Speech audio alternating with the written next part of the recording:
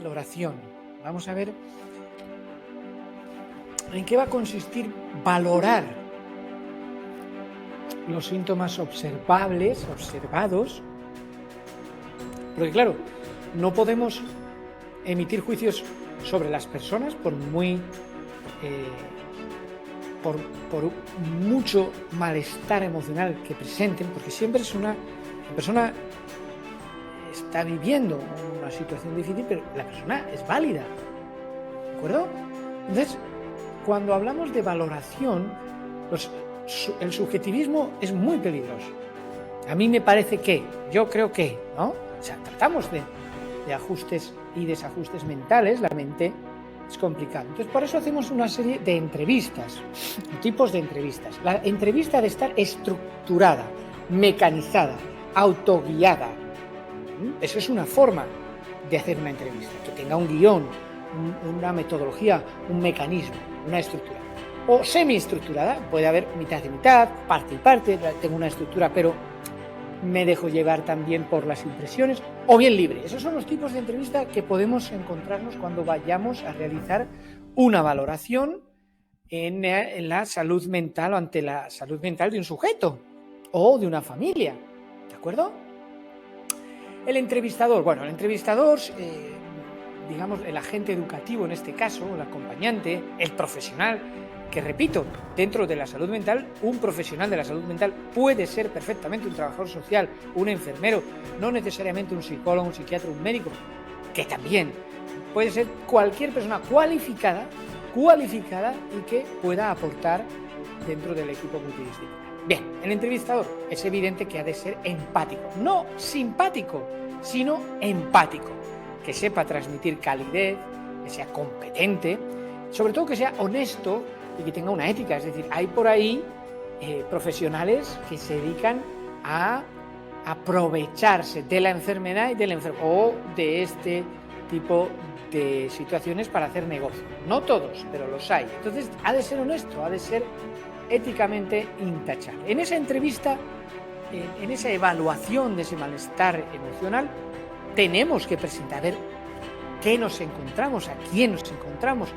cómo podemos abordar la situación de la salud mental. Y para eso lo hacemos explorando físicamente, ¿vale? Si hay rasguños en las manos, en la piel, los ojos, el lenguaje no verbal, esto es importante, ¿sí? Para explorar físicamente al sujeto, sus expresiones, cómo se encuentra. Las constantes vitales. ¿Por qué? Porque las constantes vitales son indicadores que informan sobre el estado de salud del paciente y ¿qué medimos en esas constantes vitales? La temperatura, la frecuencia cardíaca, la frecuencia respiratoria, la tensión arterial, la presión arterial, lógicamente las herramientas. El estado mental para detectar signos de confusión o falta de atención que se pueden producir a veces por la medicación, la dificultad en el habla. Todo eso son las constantes vitales. Los signos de infección también, es decir, comprobar posibles casos, por ejemplo, de meningitis, congestión pulmonar, hipersensibilidad en el flanco, entre otros. ¿De acuerdo? Exámenes neurológicos, es decir, evaluando funciones cognitivas del conocimiento, el sistema motor o motriz, la coordinación, el equilibrio. Es una prueba de marcha y debilidad. Esto también se puede hacer, no en todos los casos, dependiendo, claro. El estado de las pupilas, ¿vale? Bueno, la finalidad, ¿para qué? ¿Por qué las pupilas? Para detectar signos de aumento de una presión intracraneal, de un posible consumo previo, anterior, señales hepáticas, presencia de enfermedades también, puede aparecer aquí, o el estado de la piel, como decía, ¿no? Heridas autoinfligidas o del propio nerviosismo. Muchas veces se pueden producir heridas en la piel. En las fases de la evolución psicológica, hemos hablado de una evolución física, ahora en las fases de una evolución psicológica, bueno, pues tenemos el análisis del caso en concreto, organizando la información y los resultados, ¿vale? Hay que organizarse, no improvisar, planificar la intervención, prepararse los casos, valorar y hacer un seguimiento, porque es lo que estamos haciendo, por ejemplo, en la siguiente consulta, que no han venido. Bueno, iban a venir, iban a prometer, se les da herramientas, se les da esperanza, al siguiente día no aparece. Bueno, hay un seguimiento de todo esto. Los trastornos en la alimentación suelen ser muy frecuentes en la salud mental, en la falta de salud mental o en el poco bienestar, no un bienestar emocional, un malestar mental. Normalmente la alimentación no es la adecuada. Puede haber trastornos por exceso, por defecto y también en adicciones, por supuesto. ¿Cómo ayudamos en estos trastornos de alimentación? Normalmente démonos cuenta que, claro, si hablamos de tóxicos como los psicoactivos, estos eliminan la sensación de apetito y luego hay atracones cuando hay recuperación. Entonces, ahí se produce un trastorno, un desajuste en la alimentación. Y, por supuesto, la anorexia nerviosa o la bulimia nerviosa. Cuidado que no son lo mismo. ¿Qué es la anorexia nerviosa? La anorexia nerviosa se observa una restricción de la ingesta de la energía energética, de los alimentos enérgicos, en relación a las necesidades. Restringimos la ingesta, comemos menos. Y esa reducción conduce ¿a qué? A un peso corporal muy bajo, teniendo en cuenta la edad, por supuesto, el sexo, el curso del desarrollo y la salud física. Y además el sujeto va a mostrar ¿qué? Un miedo intenso a ganar peso, a engordar. Y la percepción que él tiene de su propio cuerpo está alterada, está tergiversada en la realidad. Por ejemplo, la anorexia del profesional se observa que el paciente presenta una extrema delgadez, marcas en las manos por el vómito frecuente, ropas muy amplias para esconder esto u otros zonas. En la bulimia nerviosa se caracteriza porque son episodios recurrentes, todo lo contrario, ¿no? De atracones y comportamientos compensatorios, inapropiados, continuados, para evitar precisamente el aumento de peso. ¿Vale? Es decir, por un lado evito el aumento de peso provocando mis vómitos, pero luego tengo atracones. Los laxantes los utilizo mal, los diuréticos, otros medicamentos, hago ejercicio excesivo, ayuno, es decir, quiero adelgazar, tener un peso muy bajo, pero así como la anorexia restringo la alimentación, en la bulimia realizo atracones. Esto nos va a aparecer obviamente como valoraciones de un malestar emocional.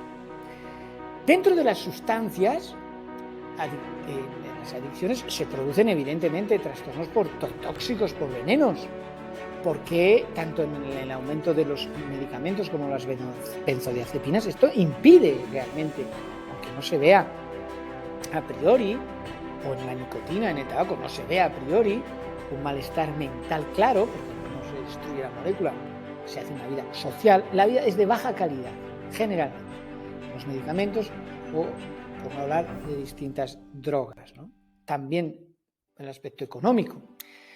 ¿Hay una intoxicación por sustancias? Pues es un cuadro clínico agudo que deriva ¿en qué? En un consumo excesivo y reciente por alguna sustancia. Esto produce una intoxicación por sustancias y por lo tanto un malestar emocional. Cualquier persona puede padecer la intoxicación y además es uno de los diagnósticos relacionados con sustancias que puede aplicarse a un individuo que solo consume una sustancia una vez, una sola vez. Y todas las drogas, excepto la nicotina, derivan en un síndrome de intoxicación. Aunque es verdad, he de decir que te puedes también intoxicar con nicotina, sobre todo cuando consumes constantemente nicotina, cigarro tras cigarro, cigarro tras cigarro, producido por otra sustancia que te está dejando un malestar muy grande.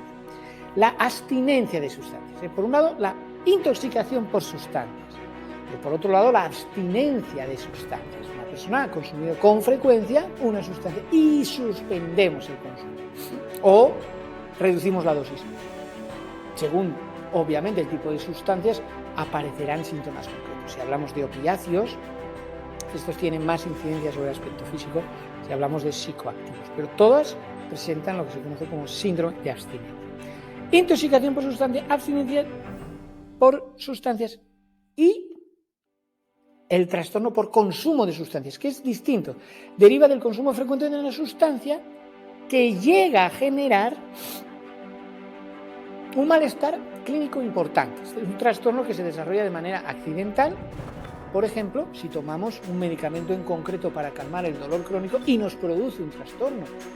Es raro, podría ocurrir. Los trastornos de la personalidad tienen que ver con la valoración del estado mental. Obviamente, podemos encontrarnos fundamentalmente el paranoide, el esquizoide y el esquizotípico, ¿vale? El paranoide, el esquizoide y el esquizotípico. Bien, el antisocial es un trastorno de la personalidad. Recordemos que somos seres sociables y muchas veces nos encontramos con este tipo de trastorno, el antisocial. Trastorno límite de la personalidad, trastorno histriónico y trastorno narcisista. Conviene que sepamos la diferencia entre todos ellos, ¿de acuerdo? Porque están agrupados, grupo A, grupo B, grupo C, grupo, etc. Están agrupados los trastornos de la personalidad.